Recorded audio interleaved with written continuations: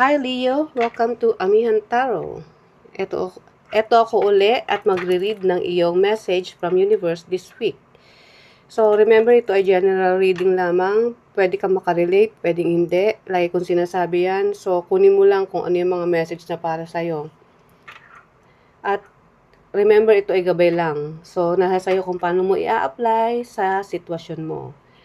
At kung napadaan ka, Leo, sa aking channel, please subscribe, pakita notification bell, and share, like, comments na rin kung makaka-resonate ka sa reading mong ito. So, universe, ano ang mga messages na paparating kay Leo?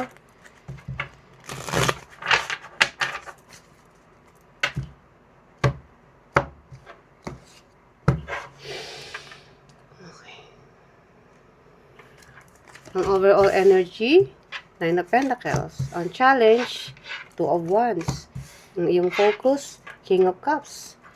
Ang outcome, ang energy for the future is Page of Wands. And then ang outcome is Justice.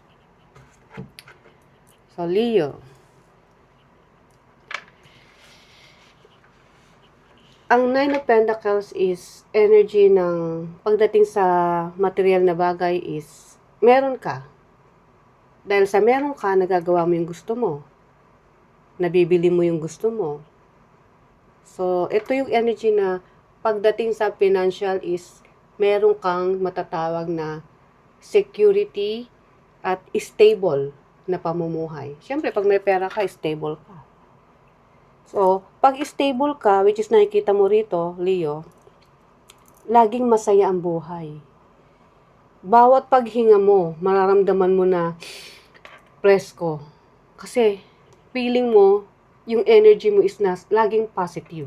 Di ba tayo pagka may sobra-sobrang pera, may sobra-sobrang ari-arian, magagawa natin yung gusto natin. So, less stress. Dahil less stress ka, positibo ang ang energy mo. Kahit saan ka pumunta, kahit anong gawin mo. Yun yung nakikita ko ngayon. Yan ang iyong current situation. Ang iyong challenge, Two of Wands.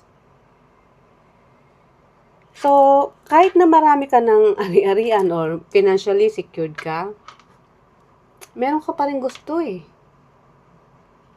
Meron kang hawak at yung hawak na yun is pinagpaplanuhan mo. Yun yung gusto mong aksyonan. Hindi ko alam kung ito ba'y pag-explore kung saang lugar, or meron ka pang gustong i-explore sa sarili mo. Di ba meron ganon na, oo, marami kang pera, nagagawa mo lahat, pero meron ka pa rin hinahanap sa sarili mo. That's why yun ang challenge mo. Meron kang hinihintay na mangyari, o merong desisyon ka na gustong-gusto mong gawin, pero sa ngayon hindi mo magawa. Ang iyong focus, King of Cups. Sabi ko nga kung sa pagpaprovide, marami ka niyan. So, sa pagmamahal, kaya mo rin ibigay. Hindi lang sa sarili mo, kundi yung mga mahal mo sa buhay. Kaya lang, since independent ka, bago mo ibigay sa ibang tao o sa isang, kung saang relasyon to Leo, inuuna mo pa rin yung sarili mo. Ando doon yung mas focus ka pa rin sa sarili mo. Hindi ka madamot. Kung ano meron ka, sinishare mo yan. Dahil stable ka Pero bago mo ibigay ang isang bagay, tinitingnan mo muna kung karapat-dapat sa taong ito o sa sitwasyon na ito. Kung ano man yun. Emosyon,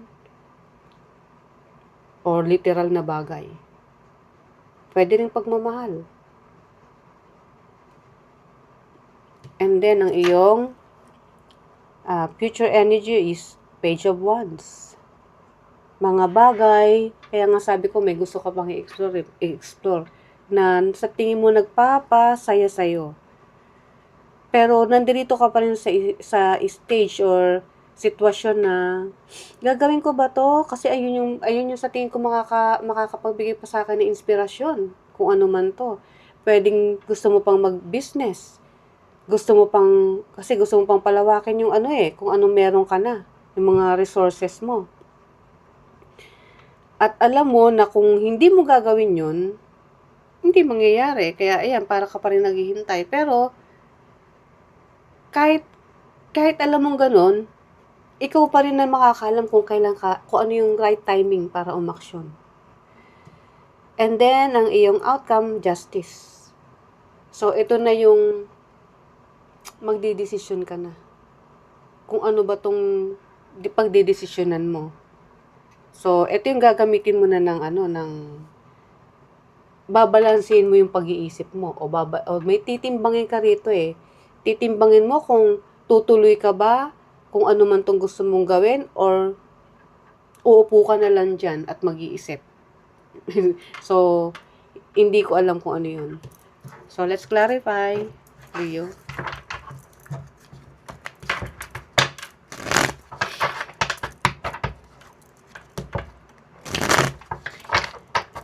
Etong si King of Cups, pwede itong relasyon romantic relationship, na ino-offer sa'yo. But, since independent kang tao, itong focus mo na to, kasi ang focus mo rin is magkaroon ka ng partner na stable or long-term na relationship.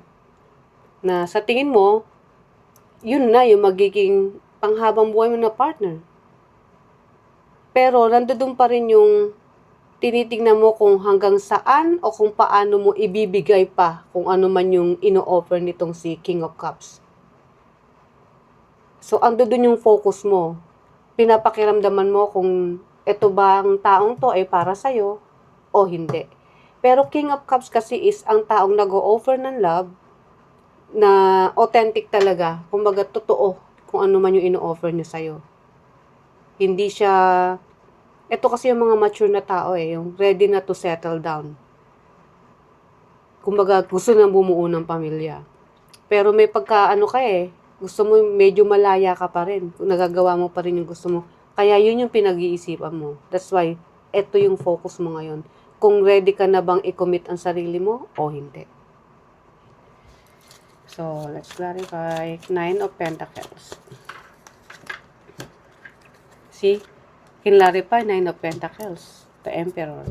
Oo, kasi ikaw, kaya mong kontrolin ang buhay mo. Kaya mong magplano kasi nga, independent ka May sarili kang kakayanan, kahit ano pa yan. Kaya mong gawin, nasa iyong control. Kumbaga nasanay ka na pag meron kang gustong gawin, na pagdidesisyonan mo yun sa sarili mo. Sometimes meron kang may pagkabossy ka kasi. Kasi Emperor is masculine energy yan. Yung gusto mo, ikaw yung nasusunod. So, dahil nga ganun ka na kumbaga parang likas na sa'yo yun, ayaw mo nang may nagko-control sa'yo. Kaya, itong si King of Cups na nag-o-offer ng love, is pinag-iisipan mo na baka once na nagkaroon ka na ng relationship na seryoso, hindi mo na magawa kung ano yung nagagawa mo. Baka magkaroon na ng kumbaga parang ayaw mong matali. Again, pwedeng relationship, depende sa'yo kung saan mo i-apply to Leo, or pwedeng isang commitment sa trabaho. Maaaring boss mo to. Na yes, nakasupport sa'yo. Yes, ando dun ka para sumuporta din sa trabaho o sa sitwasyon na to. Pero ayaw mong itali ang buong buhay mo doon dahil may sarili kang desisyon. So, depende yan kung paano mo i-apply ang sitwasyon na, Leo.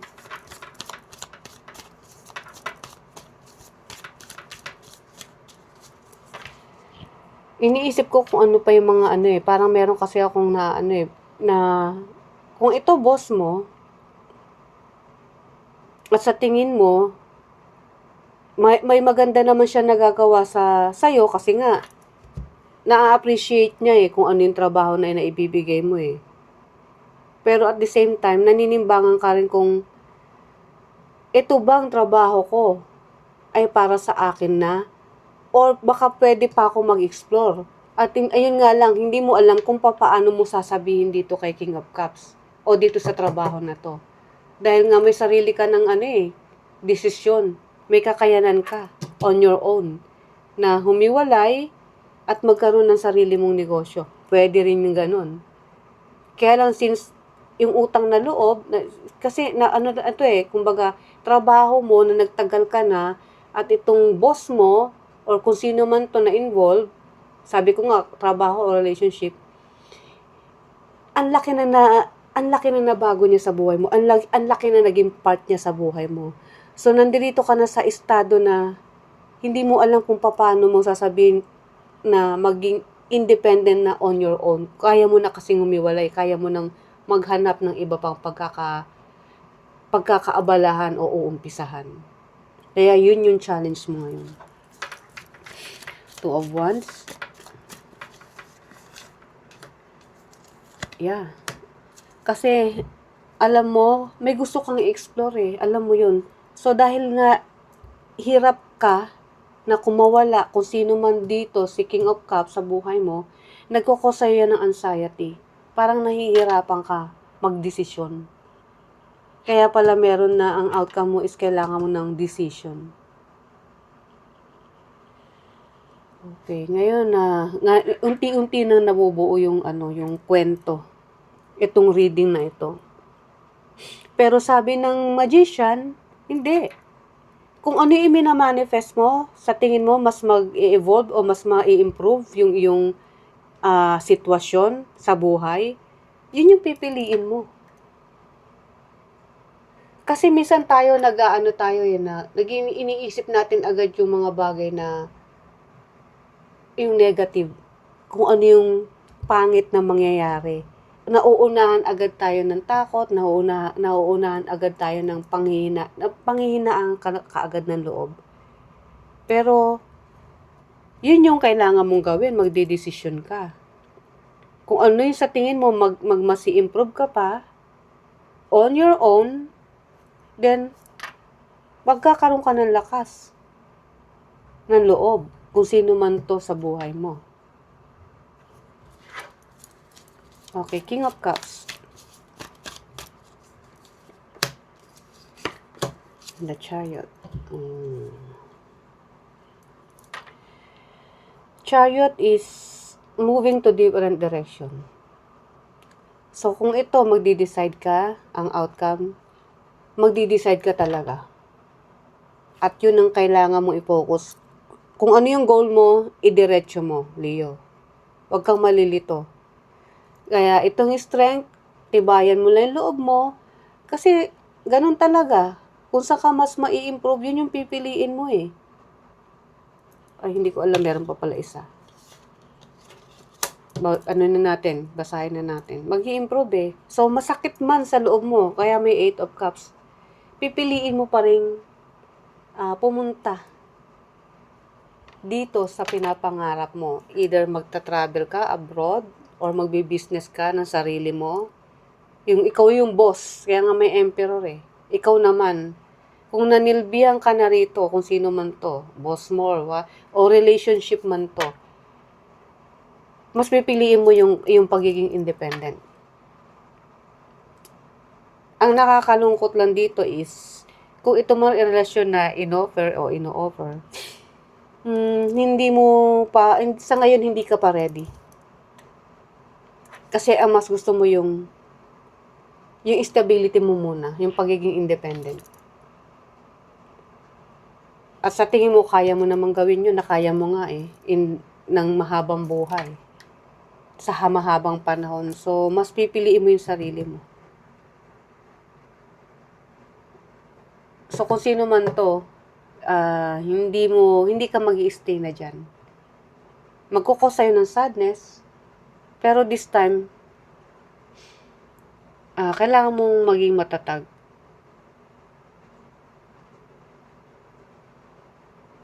So, yun ang nakikita ko rito. O, ito pa, isa nakikita ko kung sa relationship, itong si King of Cups is pwedeng, yes, nag-offer ng love. Yes, nagkaroon kayo ng something which is romantic relationship. Pero, since independent ka na tao, gusto mo ng kalayaan, may mga bagay na alam mo someday na baka magkaroon ng control. Na baka kontrolin ka at yun ang ayaw mong hindi mo hahayaan. So, hindi ka pa ready. So, kahit may offer na love, pipiliin mo pa rin yung sarili mo. Kasi para sa'yo, hindi ka pa nga ready. Ewan ko kung bakit. Kasi sa ngayon, marami ka pang pangarap na bubuuin. Hindi ka pa kontento kung ano yung meron ka. Kaya nga sabi ko, sayang kasi itong nag-o-offer ng love na to, sabi ko nga kung sa relationship na romantic ha, is totoo siya sa sarili niya. Kaya lang natatakot ka na matali sa isang relasyon na alam mong seryosong-seryoso na.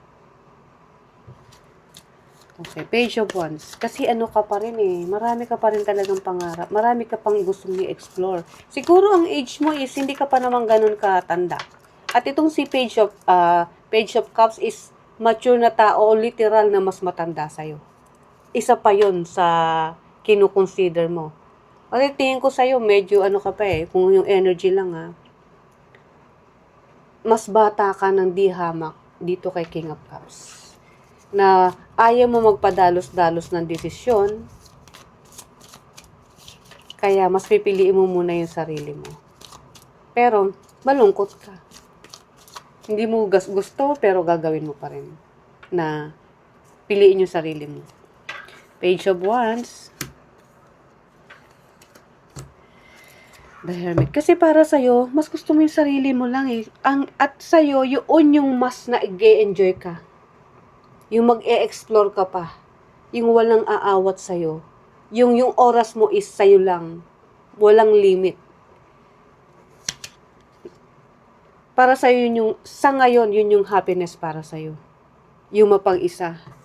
Kasi the Hermit is mapag-isa yan, nag-iisip. Gusto lang ng peace of mind.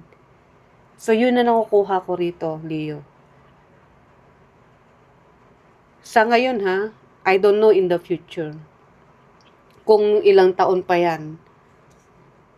Pero ang pinag-uusapan natin is sa ngayon eh. Kasi ito yung energy mo. Current situation mo. So in the future, mas pipiliin mo pa rin yung sarili mo. Which is, ayun talaga eh. 'Di ba?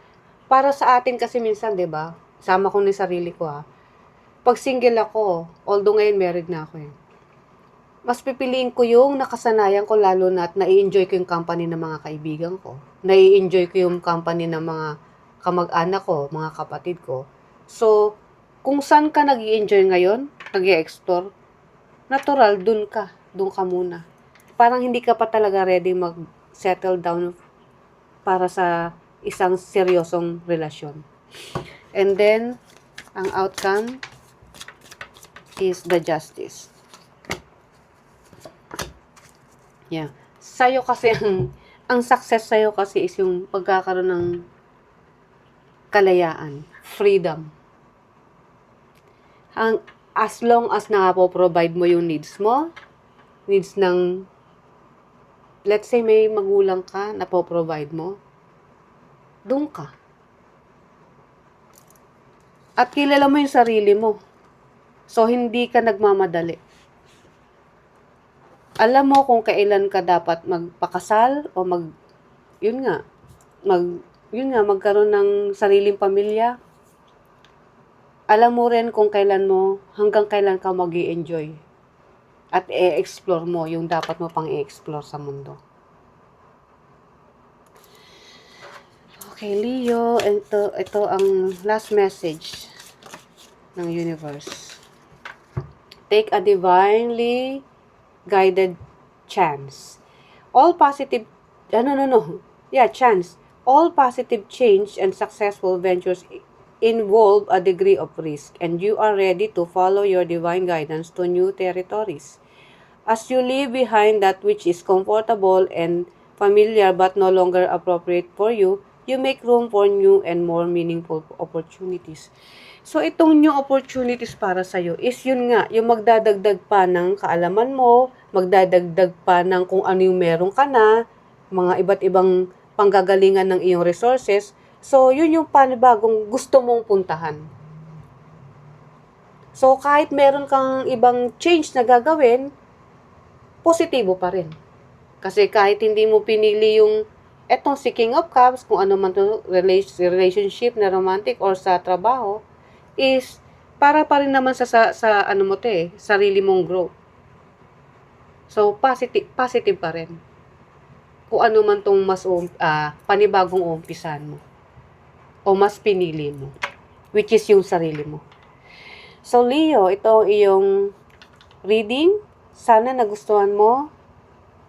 Kita ulit tayo sa mga susunod mo pang reading. Bye!